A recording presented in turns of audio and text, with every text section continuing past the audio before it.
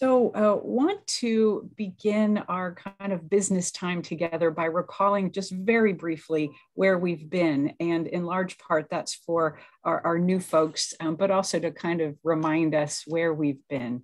So here goes very briefly.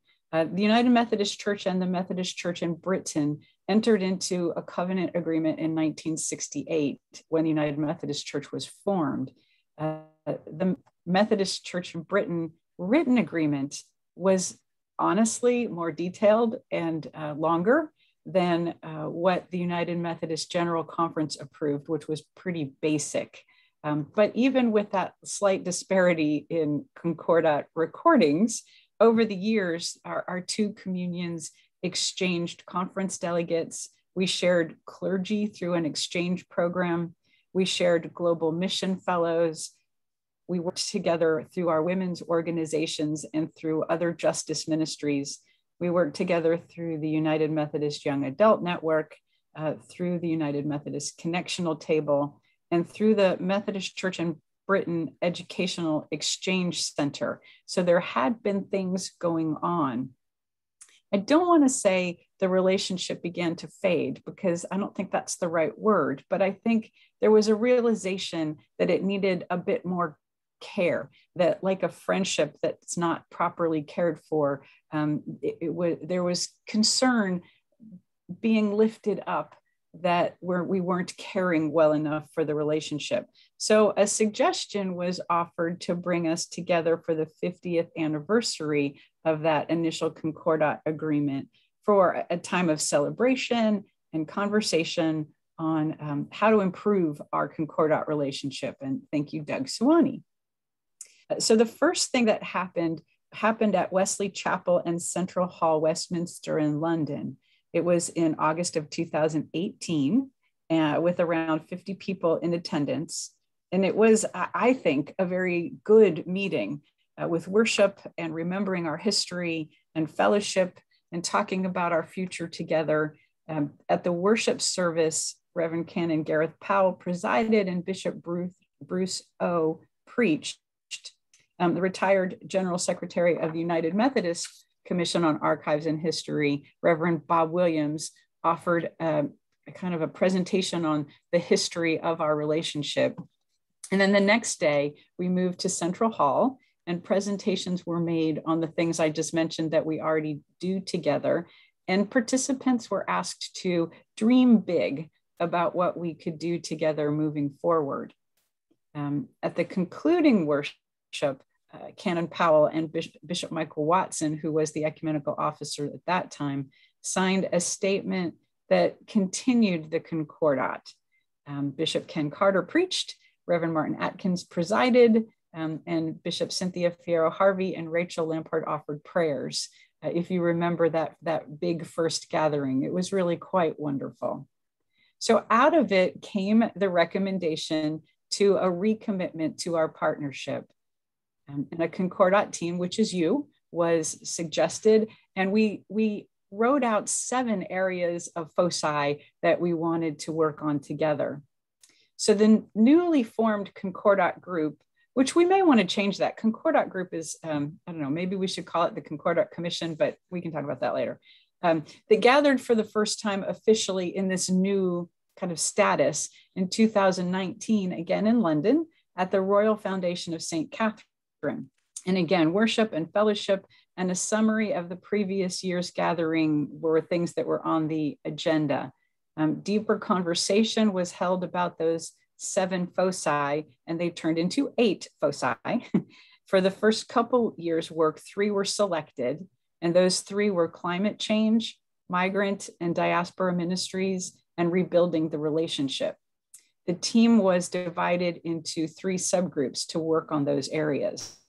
So the 2020 gathering, as we committed to meet together every year, was scheduled to take place in Philadelphia. Now I know the 5th largest city in the United States, but because of the pandemic, that was not able to happen. And so instead, the group met online a couple of times to check in and to work on what was happening in the subgroups. During both of those meetings online, we also took time to catch each other up on what was going on in our particular communions. Again, in 2021, we were hoping to gather in Philadelphia with the added excitement of the 250th anniversary of Francis Asbury crossing the pond. And we'll hear a little bit about that celebration. But our Concordat group face-to-face meeting has been postponed again until 2022. And instead, we're gathered here today and tomorrow online. So the hope that Mickey and I have for this 2-day gathering is to do some learning together, to receive the final reports of those first initial subgroups, and to set our sight on Philadelphia in 2023. So that's where we are. Very, very brief update. I think now we can move directly into receiving those reports. So I know Rachel is going to have to pop off, but we'll have about 10 to 12 minutes for each group to report, and then another 5 or so minutes for questions. And the first group will be the climate change group. So Rachel, you are welcome to share your screen, whatever you need to do. The floor is yours. Thank you, Jean. My colleague Hannah is due to be joining us, so if you're all right keeping an eye on the waiting room, because she's the one who's got the stuff that needs to be shared. I've just invited her, so I don't know whether you can see her yet. No, I can't yet. Would it be more comfortable for another group to go? She's just saying she's got the message and she's on her way. So if I just introduce, and hopefully she'll be with you by the time. Thank you for the introduction. That's a very helpful context setting for those of you who weren't around. We identified social justice as being one of the key foci that we wanted to work together on. And then when we met at St. Catherine's, I think through the conversation, it was Doug who challenged us, saying, what if 70 million Methodists woke up tomorrow determined to take action to tackle climate change? And that question sat with us, along with an awareness of our shared commitment to tackling climate change, our recognition of the leadership of young people in our churches and around the world, and also the opportunity of the COP presidency that was due to happen in 2020, but then happened in 2021. And out of this came the Climate Justice for All project. It developed a bit along the way and ended up with being a group of 6 young people funded by the British Methodist Church to form the campaign, working with the UMC, with volunteers identified within UMC churches, and then particularly around the COP, with the UMC crucially providing accreditation for the young people to attend the COP, which was really important. And the campaign encouraged people to listen to each other's stories, to commit to change their own actions, and to call on leaders attending the COP to take the significant actions needed. Now, the workers very understandably can't join us today. If you remember, they came back in January to present the early ideas for the project, but it's straight after the COP. They've been working kind of 16 to 20-hour days, so they're having a bit of holiday this week. But what they did do was make a film while they were in Glasgow, especially for you, to explain what's been happening over the last year, and to say thank you. And my colleague Hannah, who's just joined us, is the Methodist Church in Britain's campaigns and church engagement officer, and she's on the steering group of the project. So I've introduced it. Hopefully she'll be able to answer any difficult questions that you have after you've seen the film. Hannah, are you able to share your screen and share the film? Yeah, absolutely. I'll share that for you now. Thank you.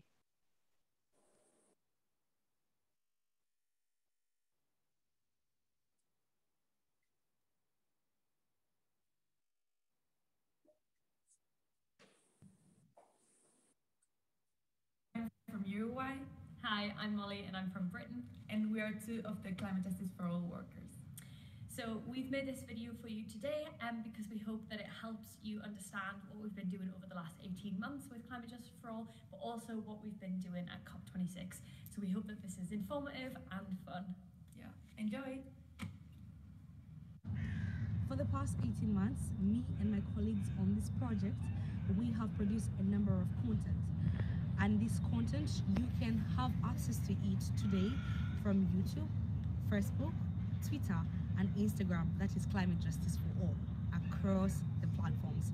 And these contents will actually be there as our legacy for the longest time. Thank you. Climate Justice for All has an incredible group of volunteers who have been really vital for the success of the project. As you can see behind me, we have a large number of posters from South India and Bangladesh, and there are others that decorate the church. The volunteers were also instrumental in creating content for Climate Justice for All Live, and we really couldn't have done it without them.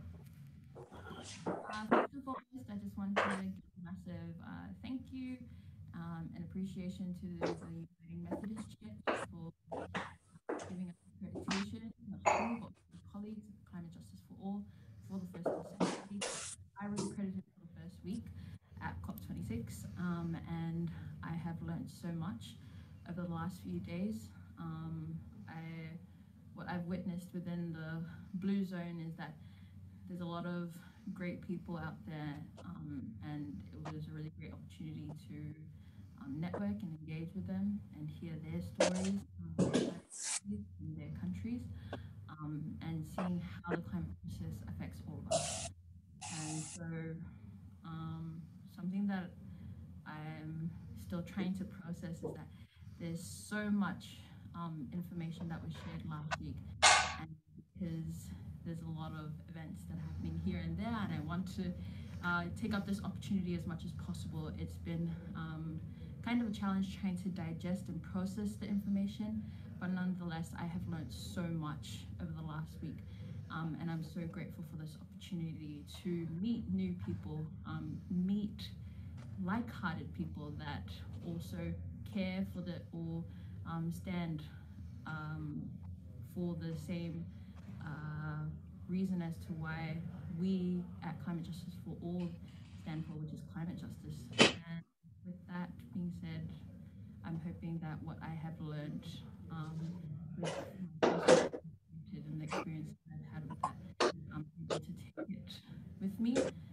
forward and use it as much as possible to then weave it into my work and continue on from there.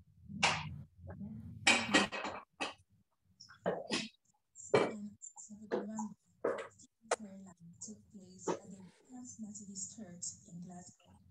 So Season for a Life was an event that was live streamed for 12 hours, 6 hours on each day. So Season for a Life celebrates the journey that we had as a global campaign towards COP26. So on this event that was live streamed for 6 hours on Saturday and 6 hours on Sunday, was a way to celebrate and also to share the global voice of the global Methodist family around the world. So we had the opportunity to share all the resources that we have been produced for these past 7 months, such as the worship resources, the short films, the songs, and the activities that we have all been doing in this journey to COP26, and also having some of the contributions from our volunteers from around the world as well that really helped us in building up this campaign. And we're really grateful and really glad to have this opportunity and this chance to work with this team and also to really share these voices that need to be heard and listened. So as well also to all the people that had the opportunity to connect to this live stream, because we had also the chance to really engage with different people from around the world, because the reason why we decided to share this 6 hours event on each day was also to let people from around the world be connected and also be feeling like as a family that was part of this campaign and was part of this bigger change that we were trying to, we can say, make in our global Methodist family. So my hope and our hopes is that more young people and also more non-young people will be engaging on issues of climate justice and will fight and will be more active on these issues because I think, and also we think that it's really important that because we are all in this together. So thank you very much.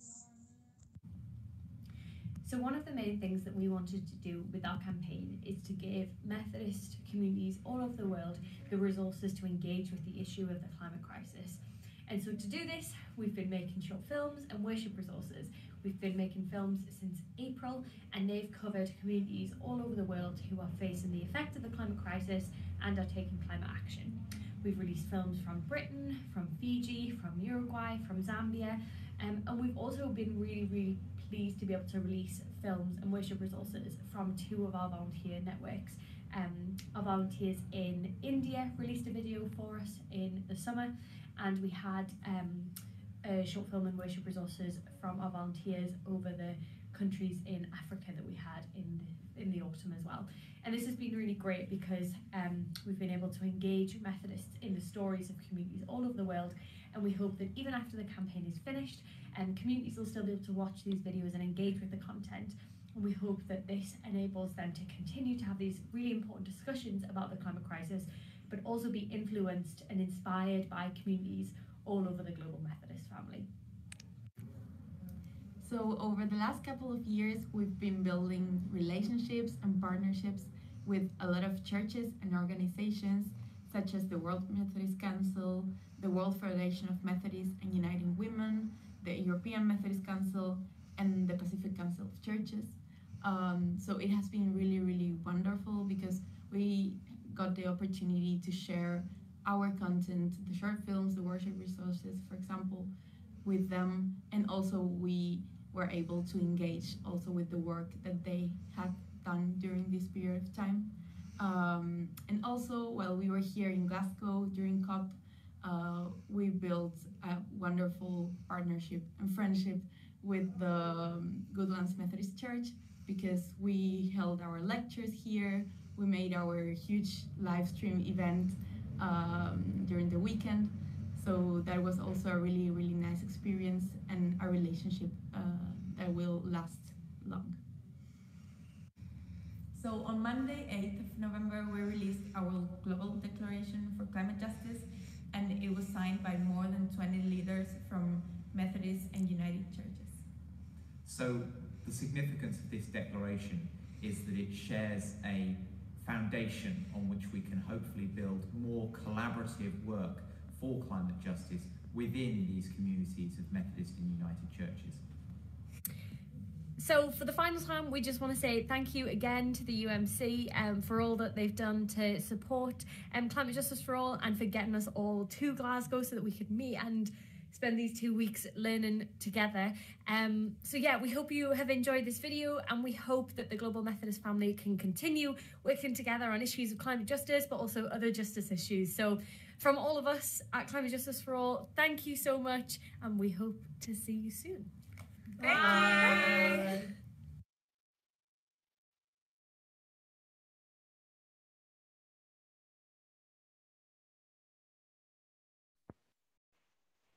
Thanks for that. I'm sorry it was a bit quiet in places. I'm sure that we can share the link with you, so it'll be easier to watch without trying to share it over somebody else's Wi-Fi. But I wonder if anybody has any questions. Hannah is here, and it's probably going to be best placed to answer them. She was also in Glasgow at the COP meeting as well.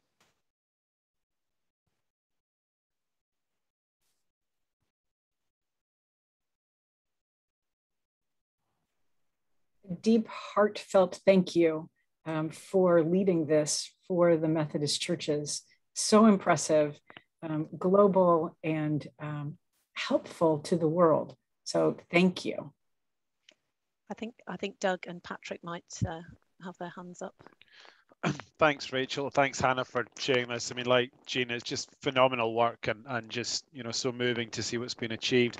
I'm sure there'll be lots of reflection about, you know, where we've got to and what we do next. One of the things I was interested in was that, of course, none of the activists met together physically until they got to Glasgow.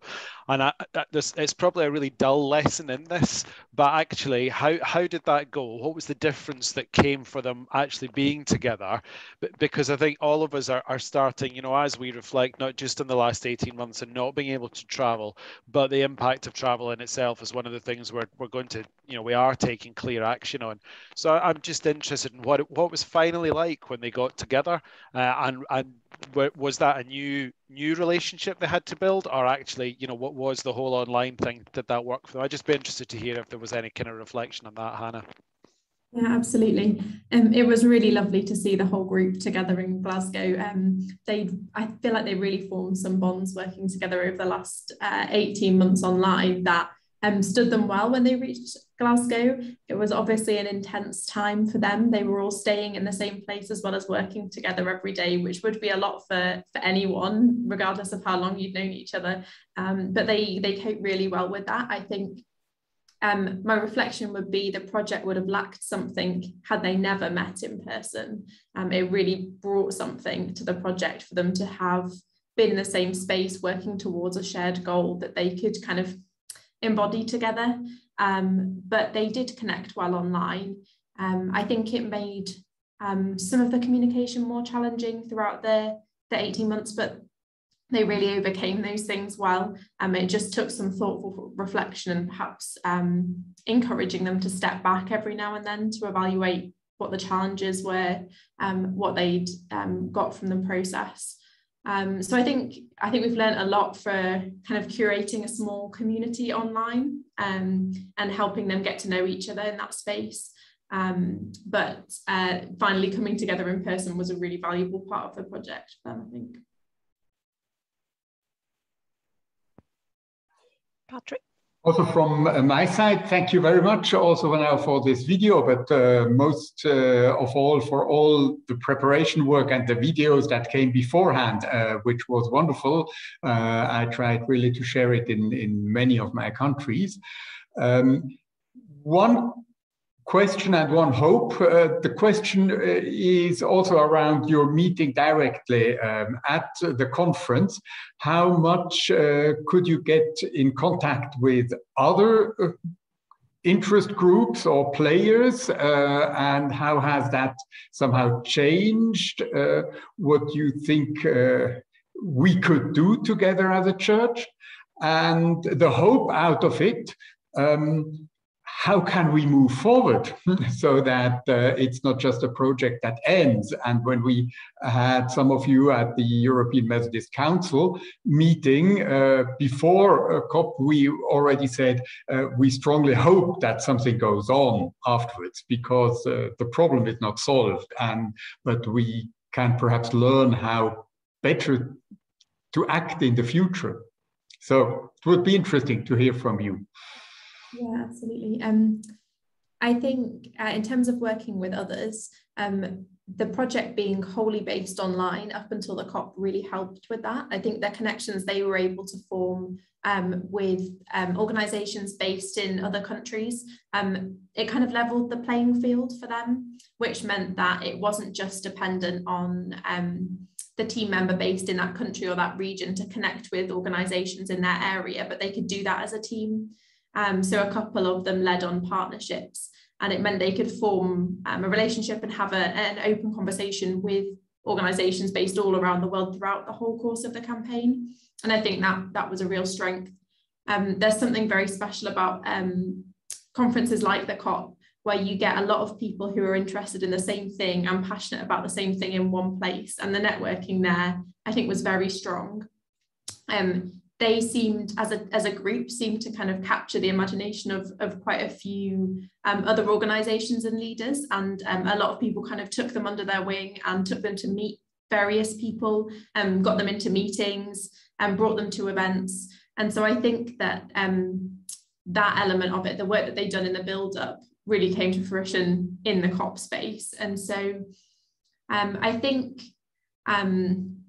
the fact that the team themselves didn't kind of carry the legacy of who churches would normally partner with, or necessarily always kind of the protocol of those partnerships, meant that they were very ready to step into just taking any opportunity that came up. And that had real value for them, because it meant that they connected with the people who were interested and kind of moved themselves into those spaces so that they could be bringing something. So that definitely helped with their partnership. I think on your hope, the project has been so tightly based around these 6 young people that it will be a shame for them to move on, but that's part of the nature of how the project was set up.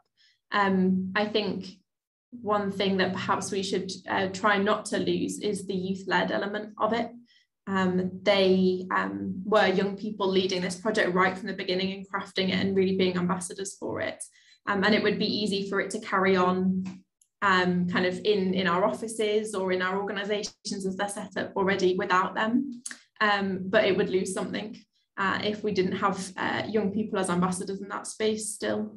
So I think that's perhaps a challenge for us. And just to follow on that before Cynthia's got her hand up, the global statement, which a number of you signed, is something that could be built on and moving towards the World Methodist Council, which I think is meeting in 2024. Is that right? So, yeah, there are going to be kind of staging posts that we might be able to use, holding on to Hannah's point there. But I think also we might want to reflect about what we've learned from this model, this method of working together across countries and across churches with young people and their different experiences. So it may work beyond the boundaries even of climate change. That might just be something that we want to hold in mind as well. Cynthia.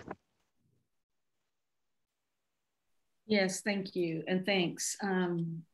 Hannah, the work you all did is just extraordinary. I'm always, this is where my hope is in people like you, young folks who really take this seriously for the rest of the generations in front of us. We've messed up the planet pretty well in my generation, and hopefully you will make it better. I did want to, Rachel, for your benefit and for the others, if you did not follow the actions of the Council of Bishops, when we met in November, the first week of November, is we have actually made climate justice and climate change a really strong priority. And I will just say we're following your lead in that. Because the work that you have done in the British Methodist Church and what this group is doing together is really the window through which we really see our work. So I just wanted to let you know that we've recommitted many years, as in the late 90s, we had a document regarding care for creation. And we have, I wouldn't say we've ignored it, but we've certainly not done a good job of following up on that. So that included, now that is going to be expanded to include more on climate justice and climate care. And for us, the intersectionality of poverty, of racism, when you get to issues of climate, obviously are pretty important. So I just wanted you to know that, and I wanted to thank you, because it was the work that you have done that really caused us to look at this again much more seriously, and following your lead and the good work that you're doing. I see Harriet's hand up, and certainly with United Methodist Women at our side, sorry, but if you want something done, you leave it to the to Methodist women to do. So for that, I'm appreciative. So thank you, Rachel. Thank you, Hannah.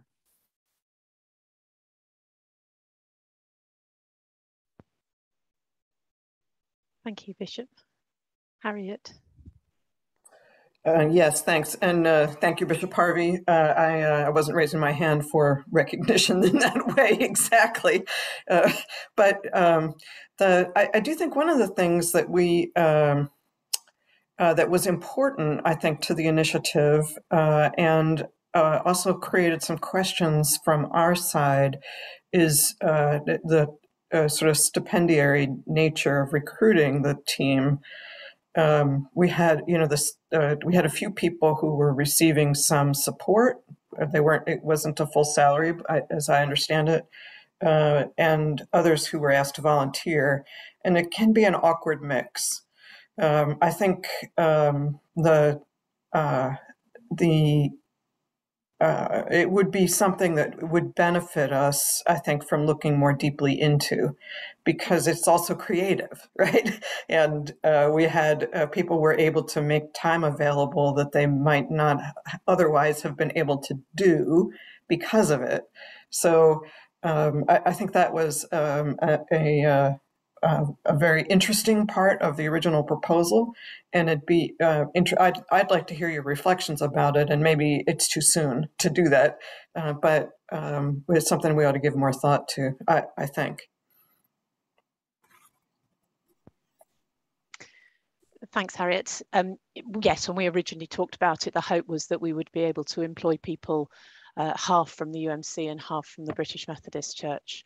I think it was easier for the British Methodist Church perhaps to locate the money, and we were able to appoint 6 young people, 2 of which were on full-time, and the others were combining work generally with study, but working very closely together. It was really good to be able to work with volunteers who were identified in other churches, including from UMC churches. Obviously, some of them were doing it on top of day jobs, some of them were doing it as part of stipendiary roles within the church. So it was a real mixture. But I think that's going to have to be the way, the model going forward, isn't it? It's going to have to be working with what's available, but recognizing that the cost of juggling this kind of voluntary army, finding a pacifist way of putting that together, a voluntary group of people who are like-mindedly committed, as Mima said, to a cause like that. Is that fair, Hannah? Yeah, I think so. I think having some employed members of the team allowed us to set perhaps firmer expectations for what the project might deliver, not the shape of it, because that very much was left to the group, but what it might aim to deliver.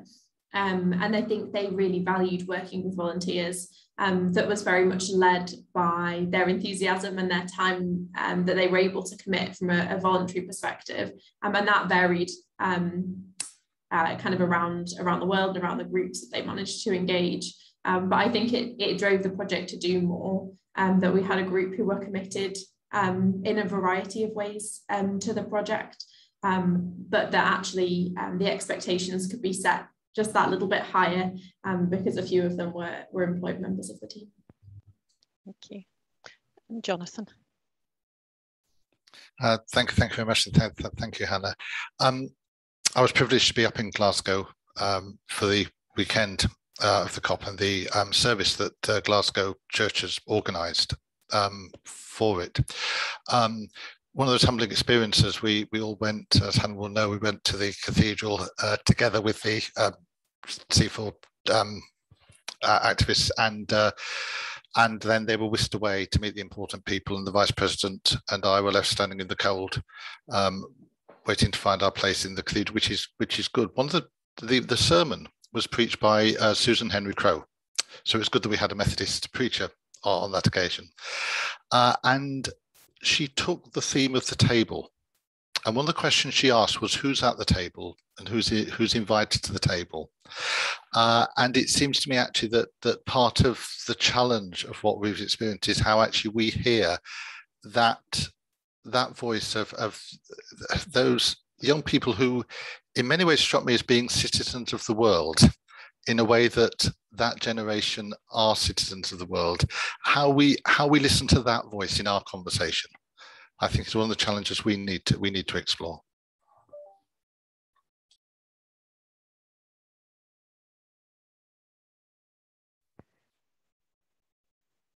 Thank you. Unless there's any other comments or questions, thank you very much indeed for your responses and indeed for your encouragement through the course of the project. It was great when we were able to invite the young people along earlier this year, the encouragement that you were able to give them in the meeting, and then subsequently the support that you've been able to give through supporting statements and embracing what was going on.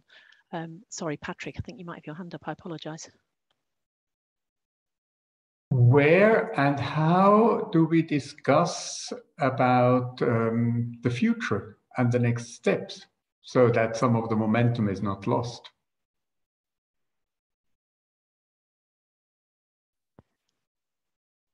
I'll leave that to Jean. I was imagining it was day 2. Oh, and Hannah's got her hand up as well. I apologize. Hannah Andres has got her hand up as well. I apologize. I missed that. I was just wondering, and it's along the same lines as Patrick's question, as far as what happens to this group now that COP has ended. The group itself is employed, the employed members of the group are employed till the end of December. And Hannah Brown and the steering group are working at the moment on reflecting, digesting what's happened, and also the kind of the legacy, what can be taken forward from the group when they have finished. The question of what happens to the work and whether this group wishes anything to continue from it. Jean, am I right that that's one of the things that will be gathered into the conversation tomorrow? Yes, certainly. I think that that's a good thing for all of us to hold on to and maybe pull back into the conversation tomorrow.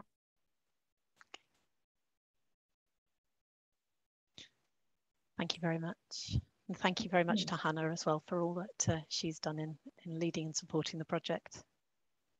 Yeah, absolutely. This has been a great success, and I do hope we can find ways to continue the ministry. And I also jotted down the note to continue young adult leadership in other issues. I think that's an excellent idea.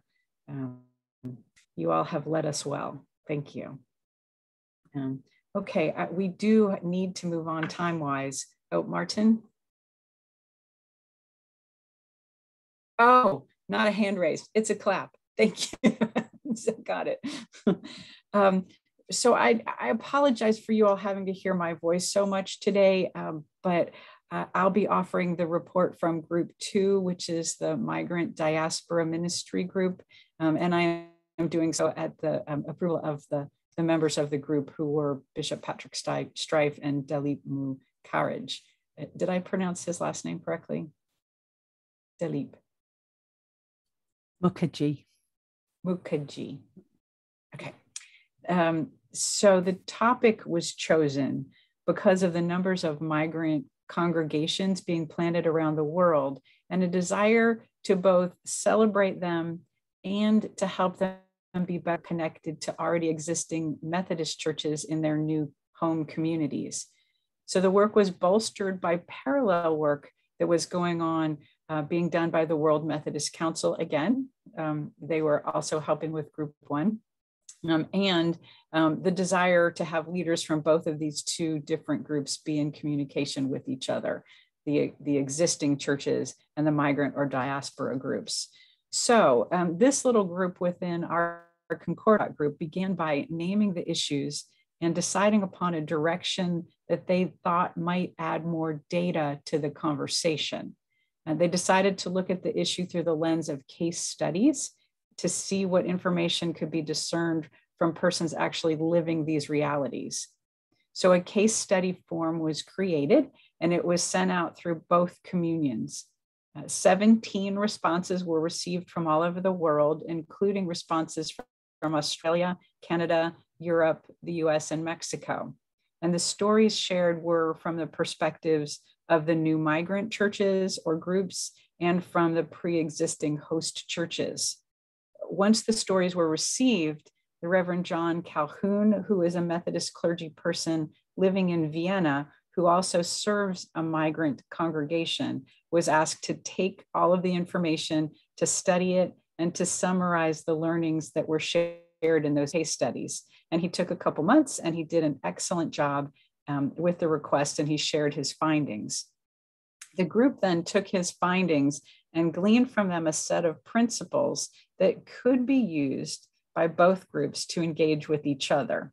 The group does want to note that, that the work here is anecdotal, that it's from across the globe, but 17 case studies is a small number. So the group's suggestion is that these principles be used as a part of a larger plan.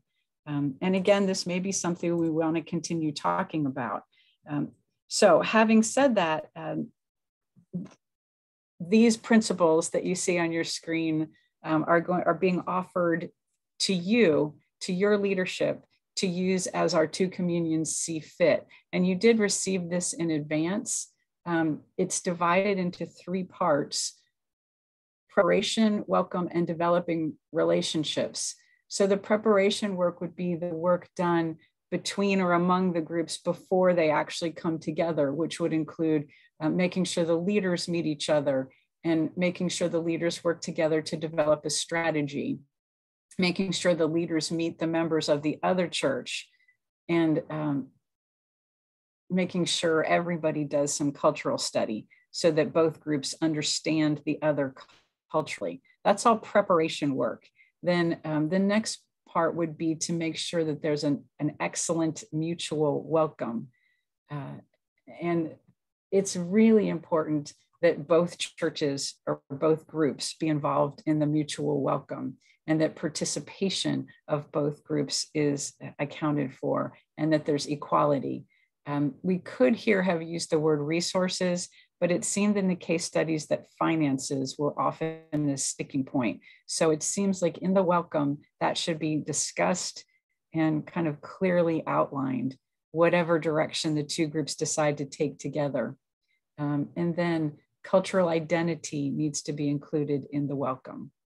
So as the groups move forward together, and that can mean over the first couple weeks or over the next several years, it's important that people are aware that new leadership will happen, that pastors will be sent to other places, and that new leaders, lay and clergy, will emerge.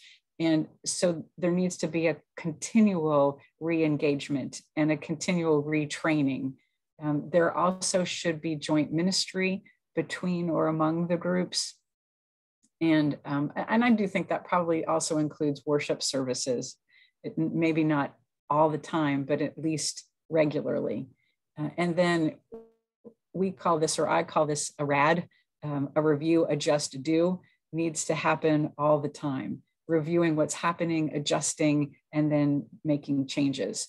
So again, this document is offered along with the World Methodist Council document that was created a few years ago. This document is offered for this group to decide what to do with next.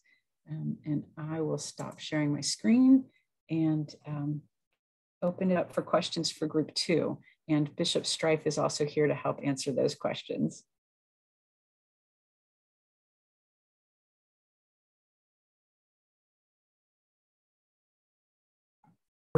Perhaps 2 elements on it. One, concerning the case studies. It was interesting that we also had among the case studies situations where the work did not develop very well and there were tensions and difficulties. And I think that's helpful as a learning from such situations also, because well, often things start with a lot of enthusiasm, and then after a moment you realize where problems and tensions can arise. So the principles are thought to help somehow for such processes. The other element, we saw that in the beginning when we started our work as a kind of first step towards such, to have such principles that can be helpful for our churches. But one of the questions which we also had initially and have not yet looked at is, would there be helpful to create a kind of guidelines how our different communions work, where, for example, churches from the British tradition are working in a UMC context or vice versa. That may be something which the group wants to look into, that we continue some work around that into the future. So the principles would be like a first step. Thank you. Martin. Well, I wasn't going to comment about this precisely, but I agree entirely with what Patrick's just said. Because when you look at the world and the way these churches are emerging, they're no respecter of what particular Methodist tradition is the host or whatever. And so that seems to me a job that we could very, very easily identify. The comment I was going to make was the one about money, finance. And it is, in my experience, particularly in the time I was in London, for some cultural groups, money is a dirty word until you become fully incorporated, and there's no money about in which to provide for early days. And for other cultural groups, I'm thinking particularly of Southeast Asians, unless you're making a contribution right from the outset, however small, modest, or whatever, they don't believe that they are making a necessary contribution which causes and brings about ownership. So I don't think it's all or nothing. There's a kind of job of discernment going about when and how people are facilitated with a sense of belongingness and how that happens. Yeah, thank you for that. And finances was definitely one of the areas that Bishop Strife just mentioned that people got into kind of a mess over because there are different cultural ideas about it. And that came across very clearly in the case studies. And so just to have the conversation to understand the different cultural values and expectations we thought was a very important thing. So yeah, thank you. Doug. Yeah, thank you, Jean, and thank you, Patrick and Martin, for those comments. I mean, I think in a similar vein, I think just keeping everyone up to date, we're stealing a UMC idea, and we're having the first of a kind of UK Pan-Methodist gathering next spring is when we're planning for it, and inviting representatives from the various Methodist traditions that have emerged within the UK for conversations together about where we are and how our mission could support one another, really just as an initial conversation. So we're really grateful that we've been able to pick up on that model. But I mean, I think Patrick's hit on something I think really critical in this about how we model to others in our own engagement, so that we don't end up in a conversation about doing what we say and not what we do. And I do think I was really grateful recently to be invited to address a Methodist, global Methodist mission class at Candler for an evening, which was lovely. I don't really know why they asked me, but I had a whale of a time. But it made me really read up on some of how both the American, as it was, and the British tradition moved in and around Europe, and how we'd ended up where we'd ended up, and where cooperation, and both saying in places like Italy, look, we're not going to do this in our names anymore, but do something different. There were some really interesting case studies, and I do think there's some of this work that's going to have to be about, well, actually, where are we, the UMC, as a global church, a church that exists in the whole of God's world, and also, our mission traditions. How do we do some of the modeling that actually maybe there's some places we need to be saying something different, or at least showing that we're having the conversation about where the difficulties may or may not exist. So I think it'll be very interesting for us as we have the conversations next spring to talk directly with the UMC as registered in the United Kingdom, particularly with a view of who they might be in a year or two's time. So I would really welcome that, Patrick. I think some of that honest openness around what that might mean for all of us in the world would be a good thing to start, and a good model to offer back to the WMC, because we know there are the tenets, the resolutions of the World Methodist Council about what we shouldn't do in relation to where Methodism exists. We also know, quite honestly, that nobody pays any attention. So wouldn't it be good if we paid attention, or at least admitted where we hadn't, and therefore what we were going to resolve to do about that together, maybe. Yeah, so I would really welcome that.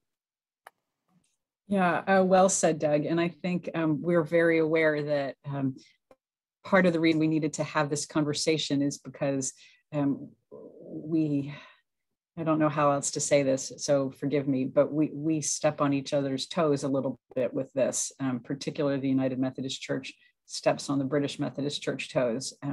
And so I hope that this, just like with the group one conversation, this might be something we want to hold on to keep talking about and decide, okay, now what are we going to do, us, the Methodist Church in Britain and the United Methodist Church, what are we going to do with these principles? And I think that's a really excellent suggestion. Thank you.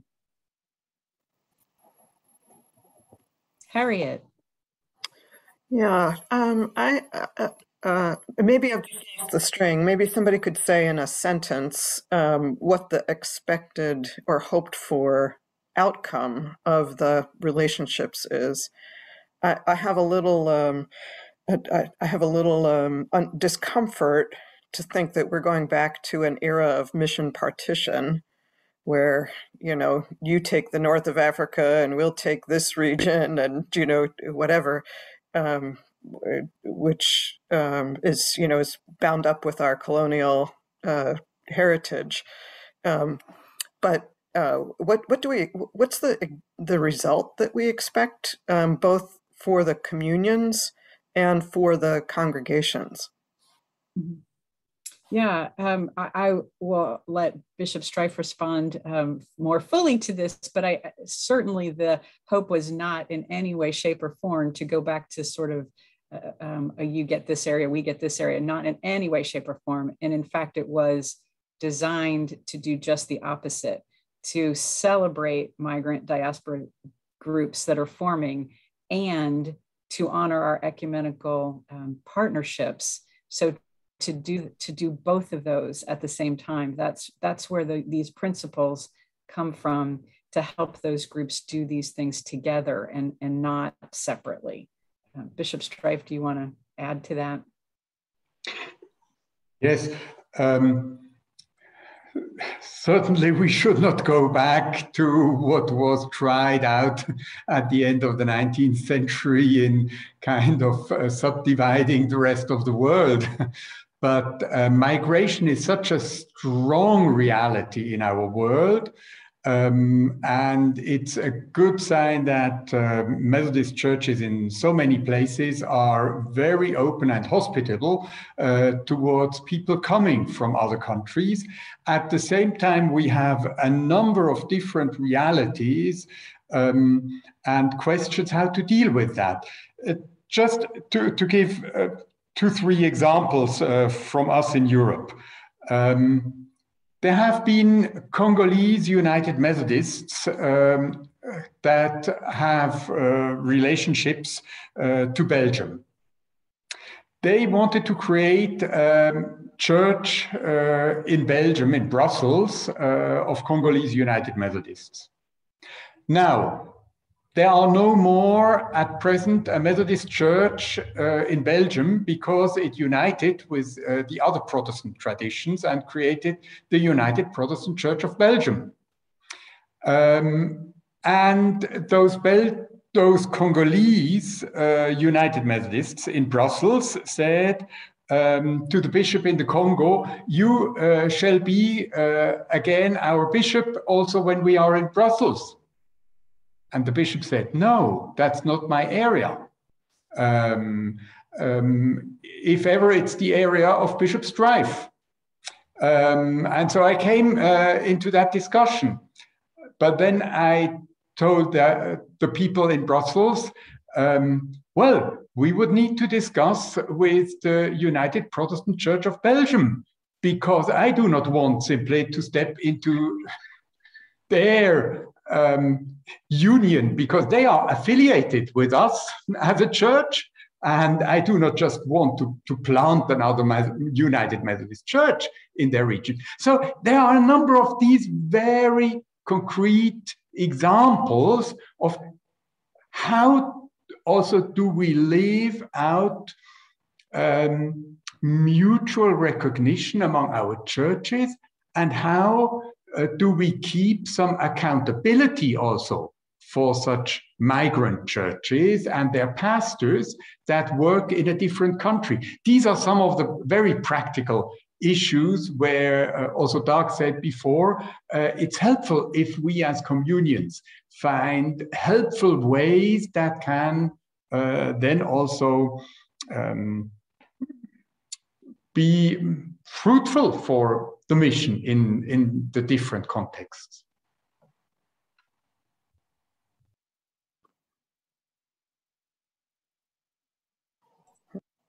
Well said, thank you. Doug. Yeah, sorry. I mean, I think that was really, really helpful, Patrick. And I think there was two things that sprung to mind that have happened in the last few years that I think serves as example of how between us we could get into a different place. When the UMC was thinking about the Episcopal areas in Africa, I remember having a really positive conversation with Patrick, about the daughter churches of the British tradition, and in a sense where we were and how we could perhaps help with some of those conversations. And that was a really rich conversation. And then just recently, Cynthia was able to come back to us on some questions that were being asked in parts of Africa about what our relationship was with bits of breakaway churches. And I don't think any of this is at all about control. It's about learning both from each other a little bit of the history and a little bit of the sensitivities that then I think enable us to respond better, or in fact in some cases not respond at all, because we might want to say, actually, this is not of us. We don't have a place in this, and we shouldn't have a place in this, but thanks for asking us. So I think some of that I've really seen over the last few years, that just because of the relationships that I've built up, we've been able to have some of those focused conversations that I hope in some way have enabled either us to loosen off where we've got things wrong in the past, or just enable us to be a bit more aware of some of the sensitivities. So I do think that's always I think it's useful, and I think the more we can do that, the better. But absolutely not to try and turn the clock back, because I think none of us either would want that, and certainly don't feel that's where the Spirit would be calling us at this time.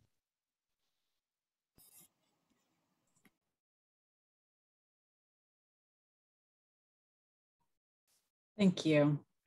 Yeah, and I can definitely see the work done through the World Methodist Council, and particularly Bishop Venner and her work on migrant diaspora ministry, and these principles being something that we would want to hold up for both of our communions. Okay, like I said, let's tuck that away for our continued conversations. And thank you, Bishop Strife and Dalip in absentia for your work. We'll move to group number 3, which was about particularly our MCB-UMC relationship. Thank you, Jean. That's Doug and myself, as well as Martin and Fred Day. And Doug, I'll get us started and then you can fill in. Is that good? You should have received, again, the vision, mission, and scope that we shared early on as we began our work, trying to give us a frame for what we needed to do. So you should have that before you. I think it was sent out again with some of the other materials, but I want to give you an update of where we are since then and where we might need your help for some next steps. Both Doug and I believe that communication will be very, very important as we develop this relationship and how we teach and learn about this relationship. And I would say teaching our own leaders will be as critical as teaching the rest of the of the constituents. I see that perhaps, Jean, we need to put this Concordat on our COB meeting agenda at some point to report in on this work. We talk about it from the kind of the periphery, but I think we need to bring it to the table. And I as a learning, I just think that there's a lot of things that have happened since 1968, as you recalled earlier. And I think there's also a lot of bishops that probably, I said to someone the other day, I was 8 years old when we first began this relationship. So I don't have memory of that. And there are those who do. And there could be some benefit in that cross people who were actually there. Where the more and more we're losing people that were actually there in 1968. And I think that's as important about our future as it is our history. So one of the things that Doug and I have done is brought our communication people together. UMCOM for us, Jennifer Rodia, and Jill from the British Methodist Church together to just talk about what this might look like, which is why we're asked. I was the one that made the request for recording, because these communicators really want to know where we are and where we're thinking and how we're thinking. So rather than them sitting here for 2 days, they can actually go to the recording and get a sense of the sort of the soul of our work, if you will. But one of the great, I think the progress that we've made thus far is to integrate our work into umc.org and creating some navigation back to the British Methodist Church as well, and vice versa, so people can access information.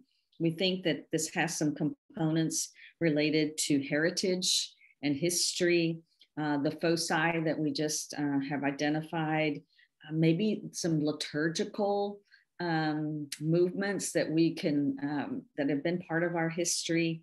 And one of the exciting things that we talked about at our last meeting last week was an interactive timeline of where we have been. So Jean, you don't have to rehearse every time we get, somebody asks you about this relationship, you could actually direct them somewhere. We also think there's some additional key partners in this work with, on the UMC side anyway, with global ministries, as well as General Board of Higher Education and Ministry and Discipleship Ministry, some of our boards and agencies. But, we've talked about podcasts. Martin and Fred Day, we think that a podcast with the two of you would be amazing. Just to put you in the same room in front of a microphone and have you talk about history and where we are and where we've been and what you see as a possibility of where we're going might be really, to me, that sounds really exciting. I would certainly sign up for that day. Martin has talked about a book of Why Methodists. And I will just tell you that UMCOM is working hard at this, basically the Why Methodists piece of this. That's really important right now in the UMC. And as we present the forms of Methodism steeped in our Wesleyan tradition and the why. So I think we got that commitment from them pretty loud and clear in our last time together. But we're going to need, UMCOM can help develop the content on the page, but we're going to need the materials from us. And so some of the climate, the things that we just talked about, that video, places to house these things, but that they can help us design it for the website, but we're going to have to provide the material. So that will be how we do this work, and how do we present it in a way that's more accessible.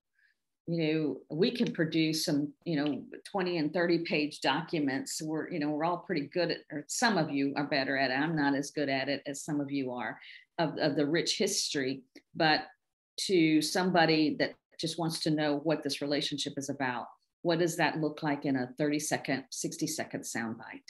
So just be thinking about that. We can provide some background material for our internal use, but how do we give access to a world that may not know anything, may not even know there's a British method? People don't even know that we're different. Methodist is Methodist to a lot of people. So how is it that we make this information accessible to what I would call the general public as we develop this relationship, so that there might be somebody in a pew that can talk about what this Concordat agreement is. Every time I mention this to someone that I'm in this meeting, they're like, what is that?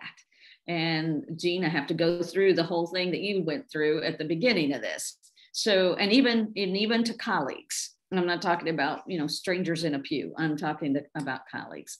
So I think we've got some work to do internally, and I think we've got some work to do in public, and perhaps they're somewhat parallel tracks, but at some point I pray that they would intersect. Doug, I don't know what you might want to add there. Hopefully very little. That was really helpful, and I think we have had a couple of really good conversations, but we are aware that we need to move this forward into some practical applications that really reinforce that we're telling a story about a 53-year-old and continuing Concordat that has its roots 250 years ago in the Asbury work. So I think that whole conversation about the Asbury celebrations, where we go with that, to our mind, that creation of that timeline creates a real living history of where we've come from, but sets it in the context of how we see the future. And so what it is we think we're still involved in today, and holding on to that question that Martin posed to the group around why Methodism and how might we tell some of that story. So I think we see the role as being integrating the various bits of the story, but then advocating the importance of this Concordat moving forward. And we think we probably need to find some key points over the next few years that we clearly put that front and center. So whether that's as Concordat partners, both taking part, for example, in worship at each other's conferences, general conference, whatever that looks like, that really picking a few things that point out why this Concordat is slightly different within the context of us all being part of the World Methodist Council, but talks about where we've come from. And I think that also continues to tie in with how that conversation really plays out within Europe, and the role that we share with colleagues in Europe, and how that feels and how that might change for all of us as mission continues to grow. So yeah, it's some really interesting possibilities. I really love the idea of a visual timeline that shows what's happening and did happen, but then also starts to point towards what the future might look like. So lots of possibilities, but we realize we still have more work to do that is just going to require some commitment to actually getting a few things done.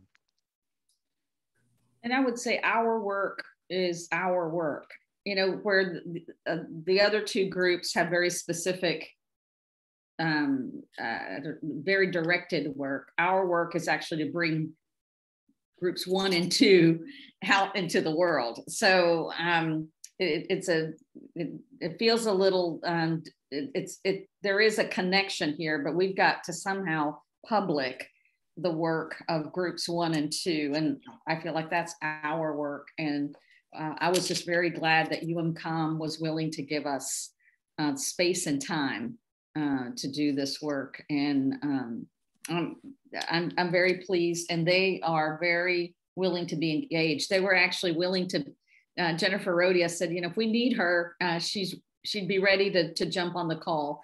And I said I would spare her another Zoom call, and hopefully the recording would help provide some interpretation and a frame.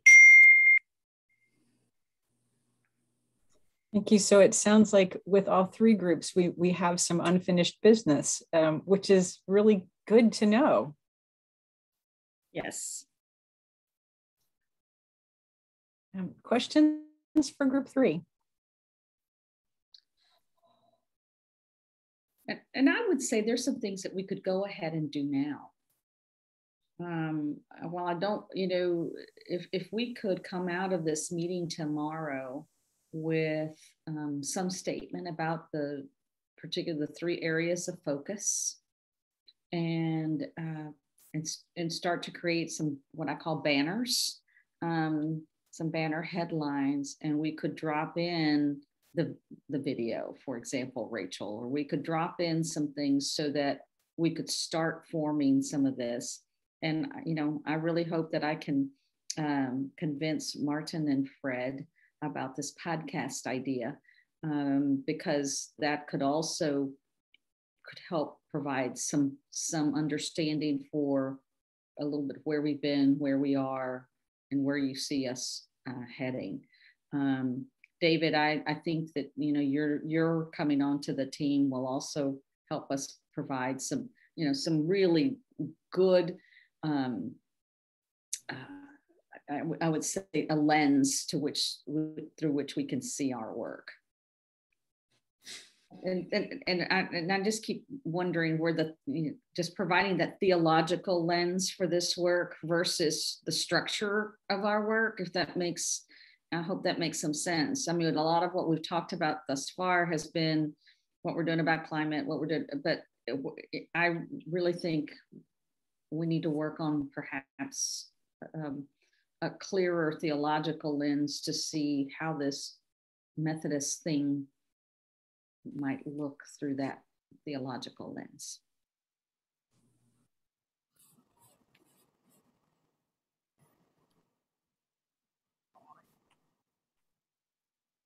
Harriet, please.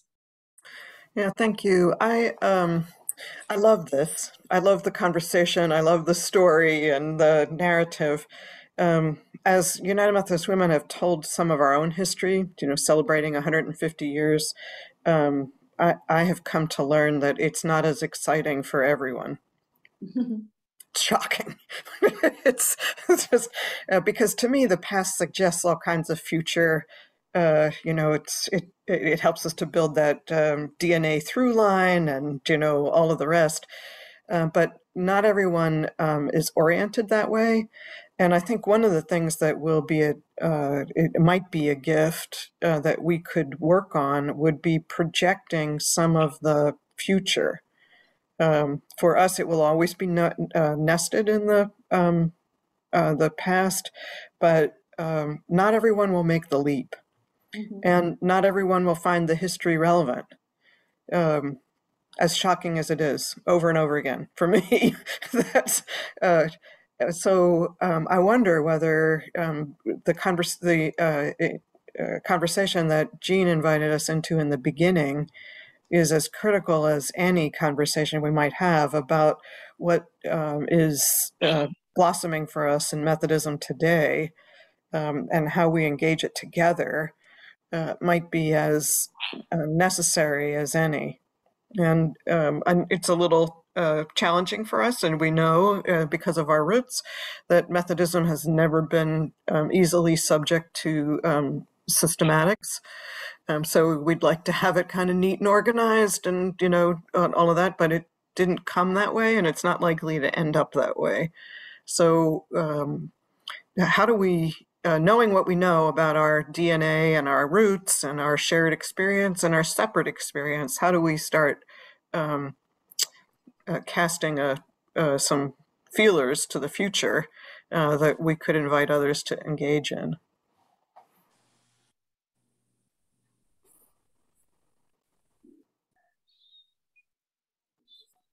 Does the group want to respond to that, or I can just say yes? Yeah, Mickey. Thank you. I'm new to the game, so I haven't got quite everything in my head yet about what it is we're doing and trying to do, but I'm getting there. I think I really warm to Harriet's idea about I almost sort of, sharing the things that are matter for us and are bubbling up, and whether some comms that was around people, some video clips of people saying what's great about Methodism for them from their context could be really powerful. I would on the whole suggest it not particularly be this group, because as I look at my lens, and I apologize, Harriet, because I can't see you, we don't necessarily reflect the broad diversity of the churches that we represent. And I wonder whether that might be something we need to think about, how we're including other voices in our Concordat conversations that do allow a bit more of that diversity to come through. So I think some comms around what's great about being a Methodist and maybe what we look for in each other in terms of a relationship could be quite an exciting thing. But who do we ask to say? Is it us, or is it some other people? It's the Hannah Andresses of the world. It's the Hannah Browns of the world that perhaps paint our future. Those who have 20, 30, 40 years ahead of them in this relationship, perhaps. Right, excellent point. All right, we are right on time. Yay! So we'll be taking a break in a minute, and in a minute I'll ask you if you would like to take the 60-minute break or a shorter 30-minute break. So keep that in your mind, and I'll ask you that in a minute. What I would like to do before we break is just to review the 8 foci, so we have them in our minds, so we get them in there while we're taking this break. And when we come back, we're going to receive a report from Fred about the Asbury celebration. And then we're going to have a time of teaching from Bishop Strife about how Asbury influences our Methodism today. And then we're going to hear a response from Martin on both of those. And then we're going to do some small group work to talk about where we want to go next. But just a really brief review of those 8 foci. As I said before, there were originally 7, and then an additional one got added. And they were, the first one was the vision, mission, scope statement, which you've heard. I'm going to put it on, I'm going to pop it on the screen real quick because you've heard it mentioned several times. This was our very first foci to get in writing our mission, vision, scope. And Bishop Strife, I just am now seeing your hand. I apologize. Do you want to pop in here? Or it was related just somehow to the topic before. It is more of a challenge to our British Methodist partner. We in the UMC, we easily say we are a global United Methodist Church. The British Church, of course, your mission fields have become autonomous, but you have very strong ties through the World Relationship Office and or perhaps you have renamed it in between, but you have very strong ties to autonomous Methodist churches related to Britain. And somehow my challenge to you is this face from someone of that office is somehow missing in our group. When we talk about migration, when we talk about how we relate to each other, it's not just UMC and the British Church. It's all your now autonomous churches of British descendants with whom you relate very strongly. So I do not know, of course it's a different structural level on your side, but nevertheless, I think we should never forget that. And it's a kind of challenge I need to leave with you, how you would like to handle that, because of course the Concordat is directly only between the British Church and the UMC, but we should not lose the others in our sight. Okay. Thank you. Yeah, Jonathan, yeah. Thank you very much, Bishop. That it is an important challenge, I think, and it's one that we note, and I think we feel very strongly that although the autonomous districts are the former mission districts are autonomous conferences now, we remain a global church, both through the mission partners, but also actually increasingly the effect of migration has been to make the Methodist Church in Britain a global church. I think we need it, and the challenge is important to us. We need to be intentional in what we say about ourselves, in recognizing actually that those former overseas districts, those partnerships, those relationships actually are vital to who we are, and that is something we bring to the table. Maybe we need to look about how we can do that a little more intentionally going forward. But it's there, and I'm very grateful to you for for reminding us that. It's actually good timing because it's yet another thing we can hold on to as we come back together this afternoon to talk about next steps. So thank you, good timing. So the 8 foci, the first one was creating that vision, mission, scope, which has been done. The second one was climate change. The third one was migrant diaspora churches, communities. The third one was our shared relationship between the MCB and the UMC. The fourth one was our joint relationships with ecumenical organizations and other faith communions. And if memory serves me, this was about paying attention to how we share together in our relationships with other churches, other communions, other groups like the WCC, the WMC, Anglican Episcopal Conversations globally. So how we together relate with others. The next one was faith and order conversations. And that was thinking about how we can work together and sharing in each other's faith and order committees and in intentionally doing theology together. Next one was strengthening our common Wesleyan heritage and theology. And the initial conversation, I believe, largely had to do with the Oxford Institute and how we might partner better through that. But then I think the conversation expanded a bit to include how we can celebrate our common heritage together. And we've actually already begun work on all 3 of these that I've just now mentioned. And then the last one was our shared ministries and relationship, particularly in Europe. And this had to do with how the MCB and UMC, specifically located in Europe, might work better together, including ecumenical relationships, justice ministry, mercy ministries, and migrant ministries. So it is interesting to me that we've touched on each of these 8 foci, and we will continue to think about those after the break.